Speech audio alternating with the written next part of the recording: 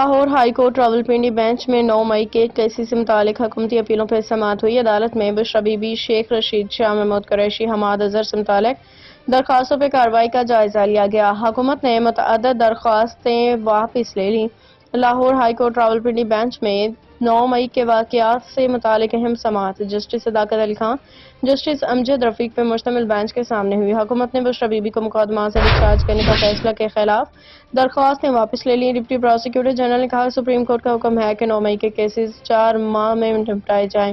شیخ رشید کی ضمانت منسوخی کی اپیل بھی حکومت نے واپس لے لی۔ نیو ٹاؤن کیس میں چیئرمین پی ٹی آئی کے جسمانی ریمانڈ سے متعلق درخواست پر مہلت مانگی گئی۔ شاہ محمود قریشی کے کیس میں بھی وکیل سرکار نے مہلت کی استدعا کی ہے۔ حماد اظہر سے متعلق اے آئی ٹی سی سرگودہ کے حکم کے خلاف اپیل پہ مہلت کی درخواست دی گئی ہے۔ پروسیکیوٹر نے تیاری کے لیے مزید وقت مانگا۔ عدالت نے مہلت کی درخواست منظور کر لی۔